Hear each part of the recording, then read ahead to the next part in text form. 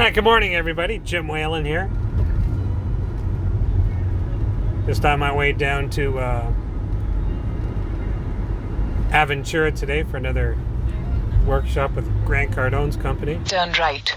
Learning about how they market their organization on social media.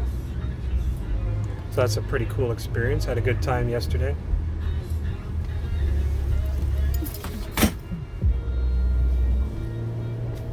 Went out on my bicycle this morning.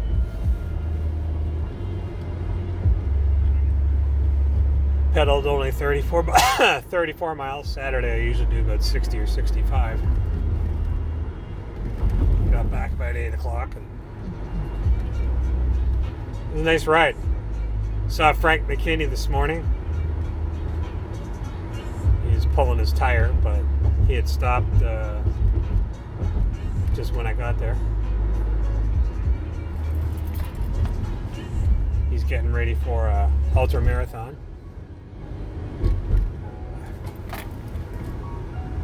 Out in California called Badwater.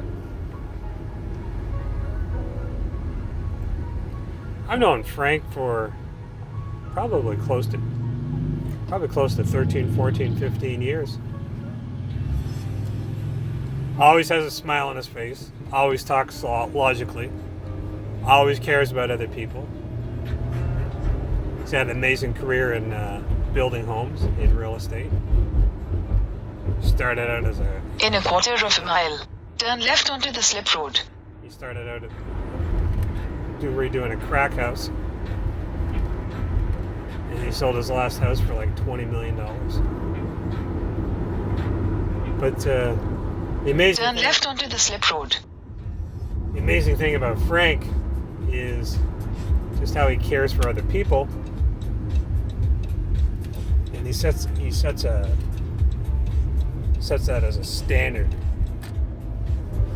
Sets excellent as a standard for whatever he does. Frank leads the Caring House Foundation, which is a charity that does a lot of work in Haiti. And I think they've helped close to like 15,000, 16,000 people now live better lives.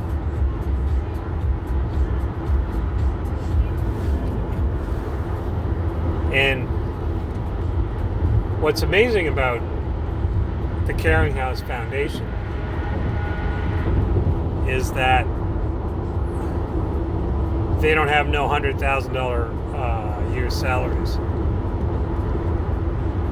I think nearly everything that you give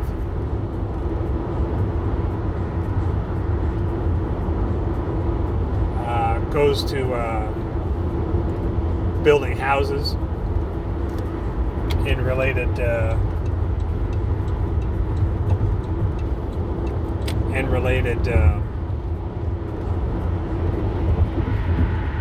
items such as medical clinics and that kind of thing, and whatever else a village needs. What the Caring House Foundation does, it builds entire villages for people that live in shacks in Haiti. And Frank once told me he saw some picture of himself that was a news article, and then he saw a poor man on the opposite side of the paper, and he came up with this idea of the Caring House Foundation. I think it was like 20 some odd years ago.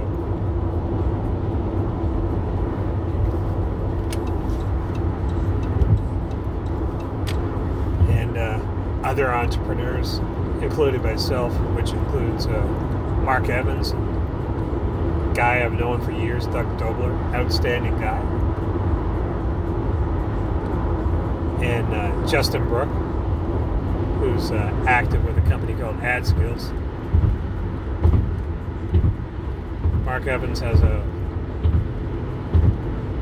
in real estate and a bunch of other things going on, media company. Doug's busy selling houses.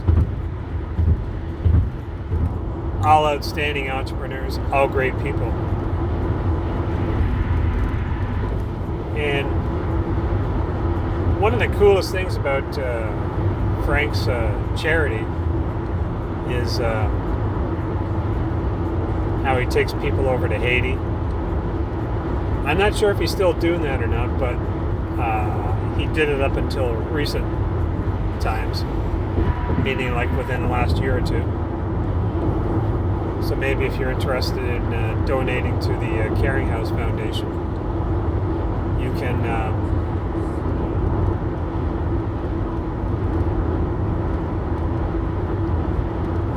look up the Frank McKinney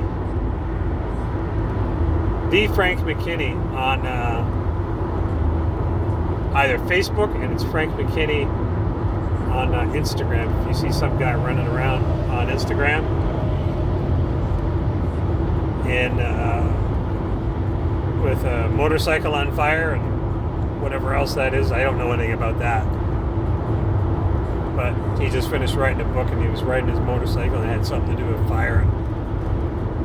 It sounded amazing. I didn't see the Instagram post behind it.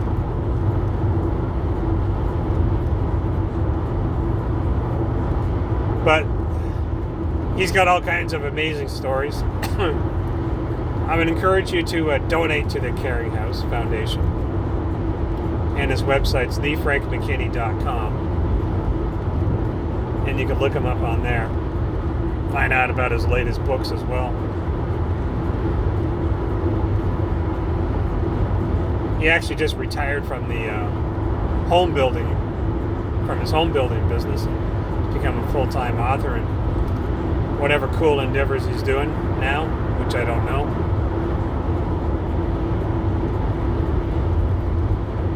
And but he's still active in the Caring House Foundation. If you donate, I think if you donate like $4,500, you get to build. Your money goes to building somebody's home, and then if he's doing any more trips, you can go over and see the home where the village gets built. And if you donate even more money, you even have the opportunity of building an entire village for people over there. What the Haitians want is not our money, they just want an education.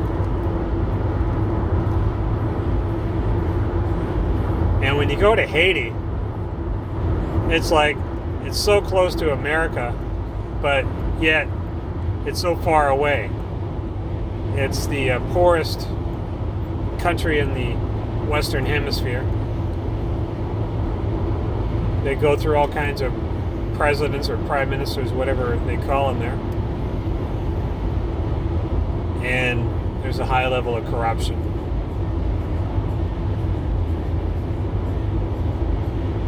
One of the other amazing things about Frank's work in Haiti is I remember back in 2010, I think it was the year that the earthquake was there. And I was in Antarctica at the time with Smoking Hot Wife, who's responsible for global warming. And the earthquake happened. I remember getting that email when I was on the ship. He had organized some medical technicians, a plane load of medical technicians, to go down to Haiti. And I had sent in a check for whatever it was. I think it was like $10,000 or something. Allowed to do that. And it helped pay for the plane and whatever else they needed.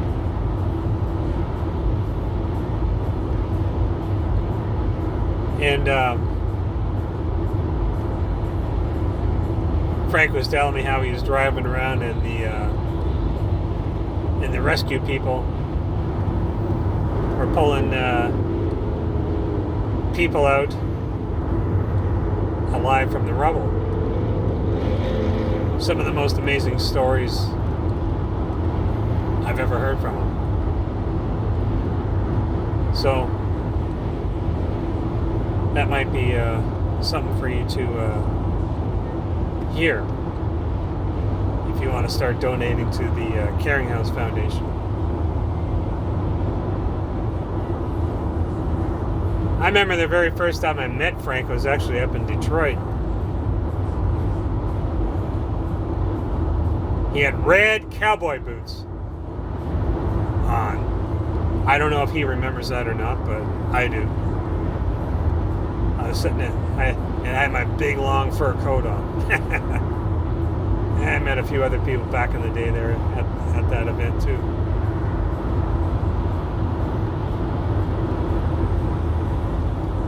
So I stayed in the airport hotel there.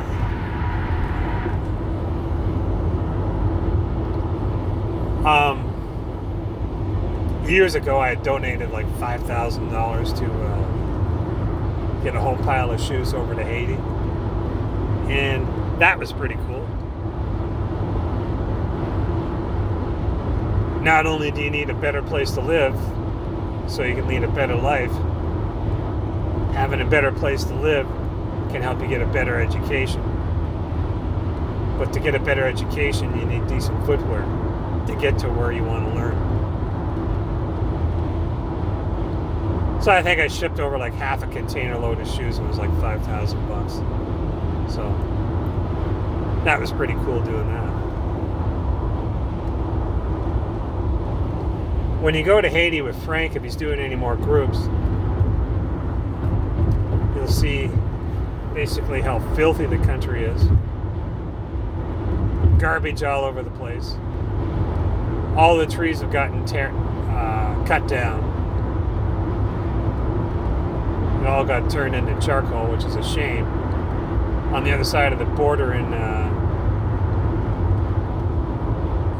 I forget the name of the country on the other side. I think it's Dominica or something. They got all kinds of trees. In Haiti, they've all been chopped down. So they have a big problem with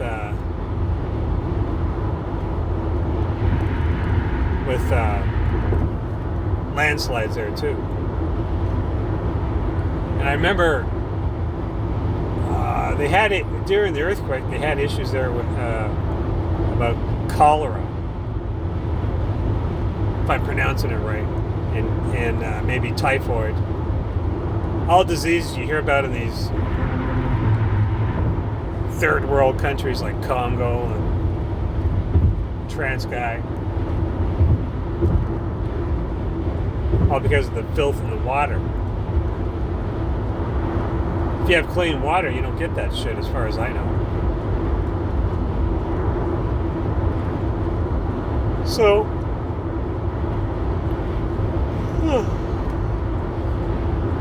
that's how it is. Oh, I don't know what else I was going to say.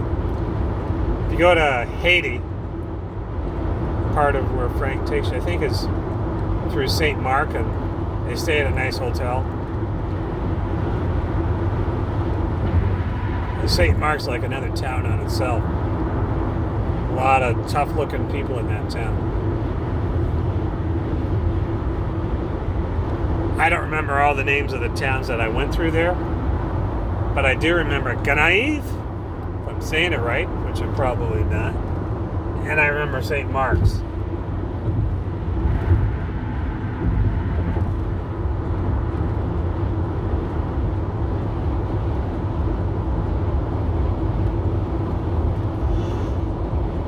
St. Mark's has this market there. It's where all the money's transacted, I guess. And the other thing about Haiti when I was there, I remember seeing all the UN soldiers, United Nations peacekeepers.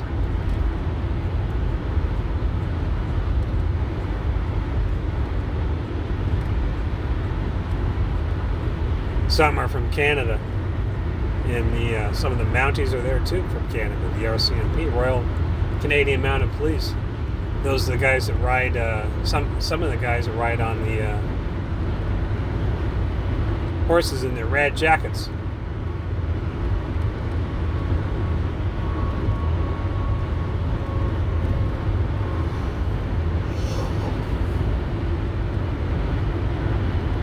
So, when you go there, part of what Frank does. He always make it's and Doug Dobler do part of what Frank and Doug Dobler do. Doug mainly organizes the tour groups. They make sure you stay in a nice hotel, but you're always pretty secure there, so you don't have to worry about nobody bothering you. It's about maybe an hour and a half, 2-hour flight from Miami or Fort Lauderdale. I don't remember which. I think it's actually Fort Lauderdale. You go on American Airlines.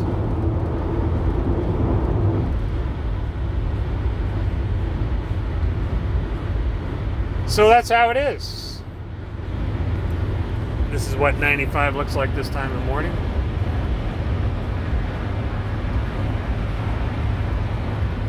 It's like 8:46 in the morning on Saturday.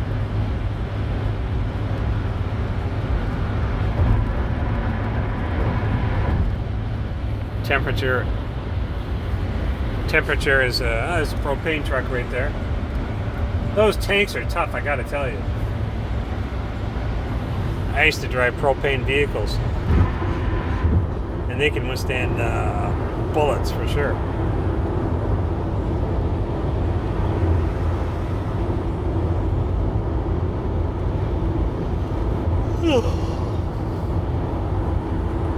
So,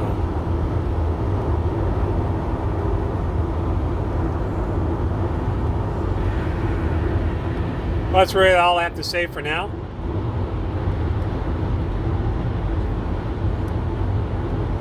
So we'll talk to you later. Maybe I'll talk to you about some of the shit I learned today. We'll see.